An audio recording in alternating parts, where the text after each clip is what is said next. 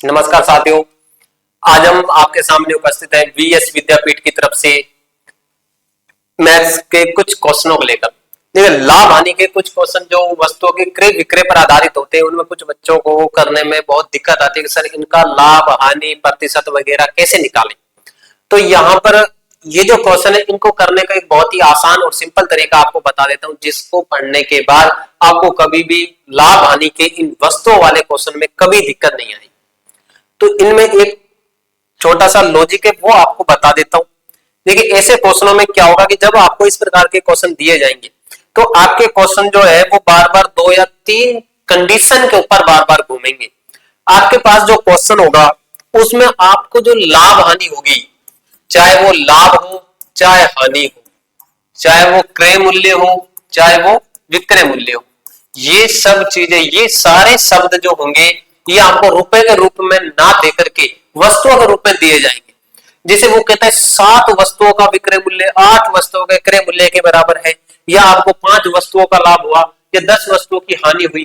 कहना मतलब कहीं भी रुपए का जिक्र नहीं करेगा, वह आपसे ओनली बात करेगा किस रूप में, वस्तुओं के रूप में। इतनी वस्तुएं खरीदी, इतनी वस्तुएं बेची, इतनी वस्तुओं का लाभ हुआ, इतनी वस्तुओं की हानि हुई। आपका पूरा क्वेश्चन वस्तुओं में घूमेगा। तो हाँ, तो आपको ऐसे क्वेश्चनों में क्या करना है, सिंपल सी चीज बता देता हूं। ध्यान रहे, ऐसे क्वेश्चनों में एक तो क्वेश्चन होता है जहां पर आपको विक्रय मूल्य के साथ, विक्रय मूल्य नहीं होगा, ध्यान रखना, यहाँ वस्तुएं होंगी। मूल्य लिख दो या इसको क्या बोल दो, सीधा वस्तु बोल दो। तो जो आपकी विक्रय वाली वस्तु है उसके साथ में वो दे सकता है क्रय वाली वस्तु। कौन सी वस्तु? क्रय वाली वस्तु। या आपकी जो विक्रय वाली वस्तु है उसके साथ दे सकता है वो लाभ, या फिर दे सकता है हानि। या तो क्या दे सकता है, लाभ, या फिर क्या दे सकता है, हानि। बस इन्हीं 2 कंडीशन में इस प्रकार के सारे क्वेश्चन घूमेंगे। तो इनका एक छोटा सा लॉजिक बता देता हूं, ऐसा क्वेश्चन आपको कभी परेशान नहीं करेगा। आप देखते ही आंसर बता दोगे हाँ बिल्कुल आसान से, और इस तरीके से होता है, कुछ नहीं करना। देखिए, आपके सामने अगर एक तरफ विक्रय मूल्य है तो एक तरफ क्रय मूल्य है, ठीक है। तो आपको क्या करना है, पहले तो ये देखिए, ये विक्रय मूल्य है और ये क्या है, क्रय मूल्य, ठीक है।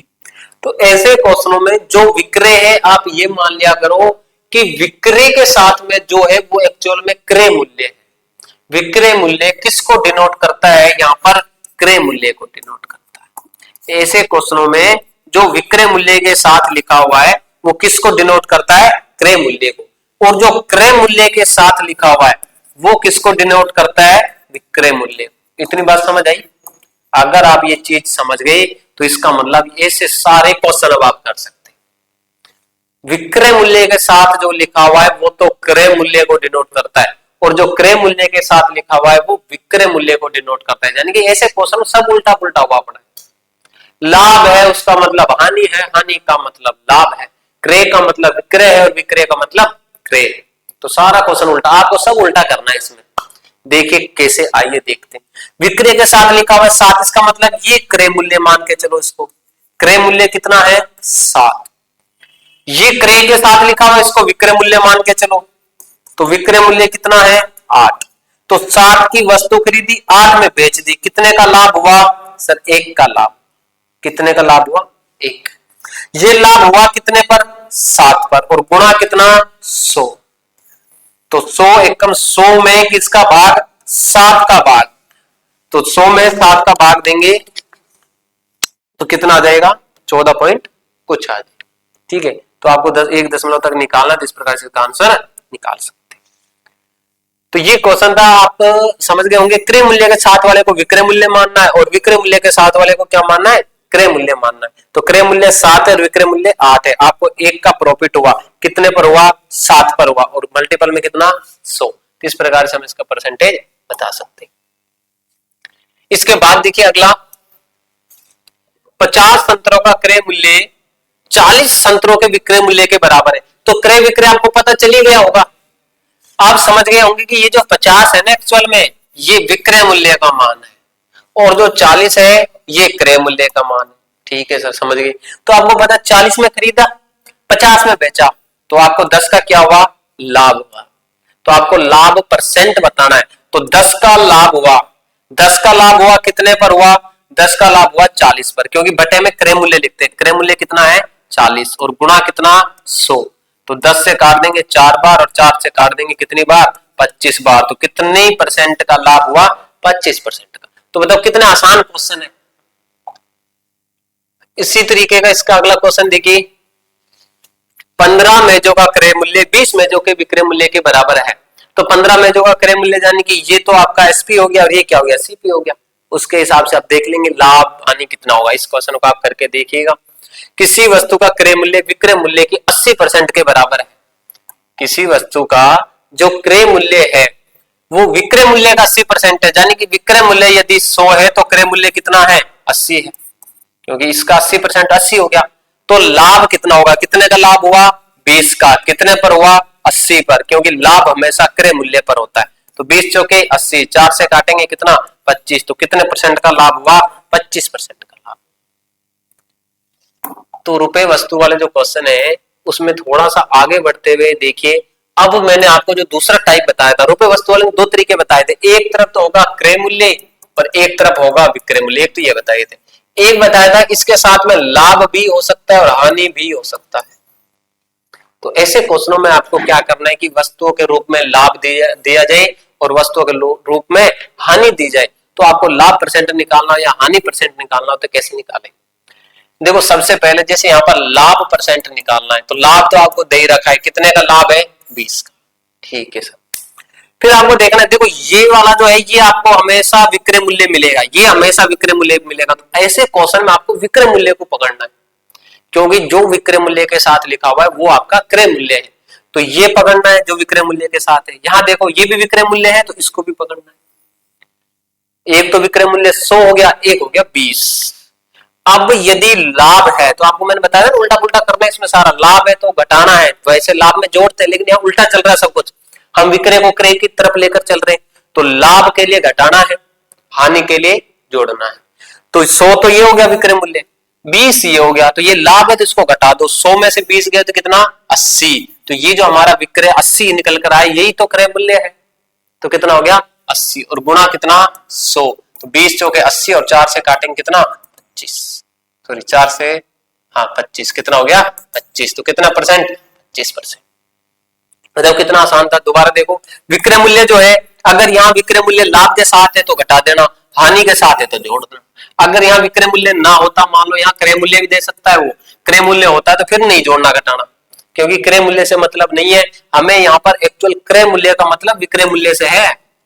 वस्तुओं वाले क्वेश्चन में जो विक्रय होता है वो क्रय मूल्य को डिनोट करता है। विक्रय मूल्य के साथ में लिखी गई राशि किसको डिनोट करती है, क्रय मूल्य को डिनोट करती है। और अगर क्रय मूल्य होता तो उसके साथ लिखी गई राशि विक्रय मूल्य को डिनोट करती है। हमें लाभ हानि परसेंट निकालने पर विक्रय मूल्य से मतलब नहीं है। तो समझ आया। और क्वेश्चन देखते हैं इसके जैसे, 36 संतरे बेचने पर एक फल विक्रेता को 4 संतरों के विक्रय मूल्य के बराबर हानि हुई। अब तो सीख गए होंगे हानि कितने की 4 की, हानि कितने की 4 की। अब आपको पता है दोनों तरफ विक्रय मूल्य यहाँ भी है और यहाँ भी है, ठीक है, यहाँ भी विक्रय मूल्य, तो यहाँ तो 36 है, यहाँ 4 है। हानि है तो जोड़ देना, लाभ है तो घटा देना। हानि है तो जोड़ दो, 36 और 4 कितने हो गए 40 और गुणा कितना 100, 4 से काटेंगे 10 और 10 से काटेंगे कितना 10%, तो उसका जो हानि परसेंट है वो कितना परसेंट है 10%। बताओ क्या दिक्कत। और देखिए इसके क्वेश्चन, 28 संतरे का क्रय मूल्य 24 संतरे के विक्रय मूल्य के बराबर। ये वही आ गया क्रय और विक्रय वाला आ गया, क्रय के बराबर विक्रय। तो विक्रय के साथ ये तो क्रय है, ये तो सीपी का मान है, ये किसका मान है एसपी का। तो 24 संतरे 24 रुपए में 28 में बेच दे, कितने का लाभ हो गया 4 का, कितने पर हुआ 24 पर, गुणा कितना 100, 4 6 24, 100 बटा कितना 6, 100 बटे कितना 6, तो 6 का भाग दे दो इसमें, तो 6 16 85 16 6 96, तो 16 से ही 2 बटा 3, ठीक है, आसानी से इसको हम हल कर सकते। अगला क्वेश्चन देखिए, इसी प्रकार सेम सभी क्वेश्चन ऐसे मिलेंगे। यहाँ पर देखो अब इसको सीख गए होंगे आप कहोगे सर ये विक्रय मूल्य, हाँ बिल्कुल विक्रय मूल्य है 14। दो वस्तुओं के क्रय मूल्य बराबर हानि होती है, 2 की हानि तो हानि ऊपर। अगर ये क्रय मूल्य है तो कुछ घटाना जोड़ना नहीं है, सेम यही आ जाएगा इसके नीचे, 2 बटे 14 गुणा कितना 100, 2 से काट देंगे कितना 7, तो 100 बटे 7, 100 बटे कितना 7, 7 का भाग देंगे कितना 14.2। बताओ क्या दिक्कत, कुछ दिक्कत है ही नहीं। रुपए वस्तु वाले जो क्वेश्चन है, जो वस्तुओं वाले क्वेश्चन है, कोई दिक्कत नहीं। देखो जो वस्तुओं वाला क्वेश्चन है, दो वस्तुएं बेचकर इतने का लाभ, इतने का हानि, रुपए से मतलब मत रखो, रुपए से मतलब नहीं है हमें। लाभ हानि सब कुछ वस्तुओं के रूप में चल रहा है। अगर क्वेश्चन में रुपए दिया है तो केवल आपको कंफ्यूज करने के लिए, तो इसको हटाओ। यहाँ आ जाओ, दो वस्तुएं बेचकर एक व्यक्ति को 5 वस्तुओं के क्रय मूल्य के बराबर लाभ होता है, तो कितने का लाभ हुआ? 5 का। अब ये विक्रय मूल्य के साथ जो लिखा हुआ है 2, यही तो क्रय मूल्य है।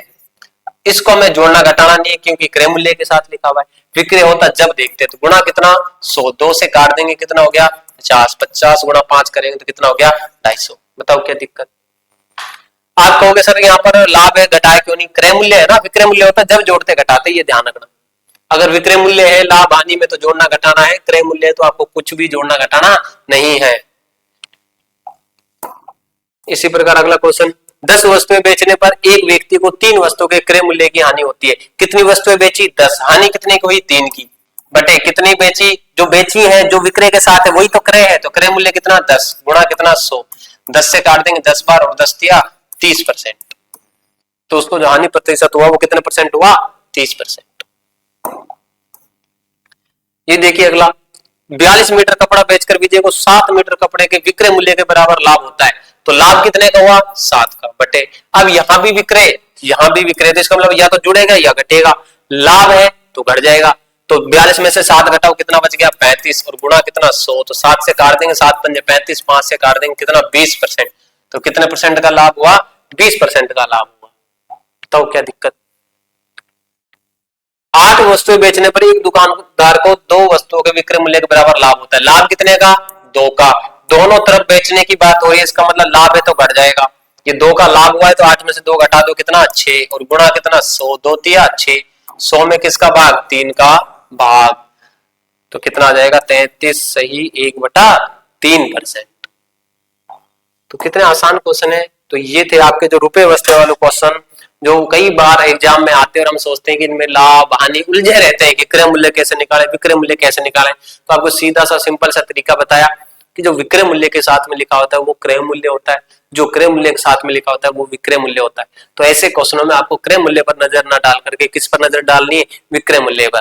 तो आपको लाभ हानि साथ में यदि दिया जाता है तो विक्रय मूल्य जो है वो तो क्रय मूल्य का काम करेगा, वो तो नीचे आएगा, जितने का लाभ हानि है ऊपर आएगा। फिर अगर लाभ हानि आगे विक्रय के रूप में है, जैसे यहाँ पर थी ना विक्रय रूप में, तो इसमें या तो जुड़ेगा या घटेगा। तो अगर ये लाभ है तो घटेगा, हानि है तो जुड़ेगा, उल्टा करना है। बस इतना सा ट्रिक अपनाना, रुपए वस्तु वाला वस्तु वाला क्वेश्चन आपका कभी भी गलत नहीं होगा। इस प्रकार हम छोटे छोटे क्वेश्चन लाते रहेंगे। तो अगली वीडियो में भी हम प्रॉफिट एंड लॉस के जो रुपए एंड वस्तु वाले क्वेश्चन है, दुकानदार वाले क्वेश्चन है, तो उनमें बच्चे बहुत कंफ्यूज होते हैं। तो ऐसे क्वेश्चनों को हम आसान तरीके से, बिल्कुल सरल तरीके से किस प्रकार किया जाता है, ऑप्शन के हिसाब से कैसे कर सकते हैं, उनको हल करना सीखेंगे। तो जुड़े रहिए हमारे चैनल से नई नई ट्रिक, नई नई तरीकों को जानने के लिए, और हमारे चैनल को सब्सक्राइब और कमेंट जरूर कीजिएगा। थैंक यू, धन्यवाद।